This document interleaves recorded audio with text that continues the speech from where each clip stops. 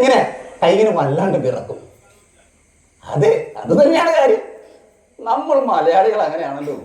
സന്തോഷം വന്നാലും സങ്കടം വന്നാലും ഒരു ചെറുത് കഴിക്കും. എന്റെ വെള്ളമടി കൂടിയപ്പോഴേ ഇടയ്ക്ക് എന്റെ കണ്ണൊന്ന് പണി മുടക്കി. അതായത് ഒന്നും കാണാൻ പറ്റാത്തൊരവസ്ഥ. എന്താണ്? ആ കാണിച്ചു കാണിച്ചു കാണിച്ചു ഡോക്ടറെ കാണിച്ചപ്പോ ഡോക്ടർ പറയാ കണ്ണിലേക്കുള്ള ഞരമ്പുകൾ ദ്രവിച്ചു പോയതാണ്. ചിലപ്പോ കണ്ണീരിന്റെ നനവുകൊണ്ട് ഉപ്പ് കയറി തുരുമ്പടിച്ചതാവും അല്ലേ? ആ എന്താണേലും ഞരമ്പ് വെച്ചുപിടിപ്പിക്കാമെന്ന് ഡോക്ടർമാർ പറഞ്ഞു. ശാസ്ത്രത്തിന്റെ വളർച്ച ഇത് പറഞ്ഞപ്പോ എന്റെ മോള് പറയാ അച്ചായേ വെച്ച് പിടിപ്പിക്കാനാണെങ്കിൽ ജൂൺ 5-ാം തീയതി മതിയെന്ന്. കാര്യം മനസ്സിലാകാൻ ഞാൻ അവിടെ തന്നെ അന്തപ്പെട്ട് നോക്കിയപ്പോ മോള് പറയാ ജൂൺ 5 പരിസ്ഥിതി ദിനമാ, അന്ന് എന്ത് വെച്ചാലും പെട്ടെന്ന് പിടിക്കുമെന്ന്. എന്റെ കണ്ണിന്റെ കാര്യമായി പറഞ്ഞത്.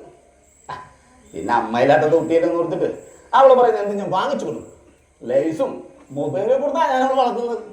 ലൈസ് കഴിക്കാൻ പാടില്ലെന്നും മൊബൈൽ ഉപയോഗിക്കാൻ പാടില്ലെന്നൊക്കെ ഇപ്പോഴത്തെ ഇതുപോലത്തെ മക്കളോട് പറഞ്ഞാൽ അവർക്ക് മനസ്സിലാവൂ? എന്താണ് മോളുടെ അമ്മയോ? ഇല്ല, അവളിപ്പോ ഞങ്ങളുടെ കൂട്ടത്തിലില്ല.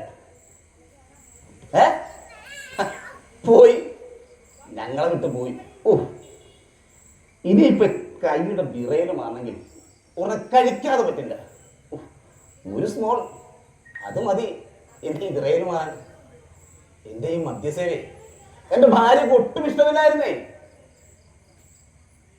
എന്താണ് എന്റെ പേര്? ജോക്കർ. ജോക്കർ ലെമ്പോ.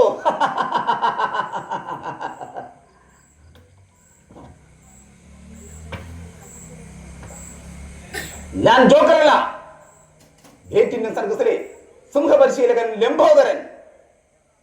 ഗർജിക്കുന്ന സിംഹങ്ങളെ പോലും തീക്ഷ്ണമായ ഒരു നോട്ടം കൊണ്ട് നിലക്ക് നിർത്തുന്ന സിംഹപരിശീലകൻ ലംബോദരൻ.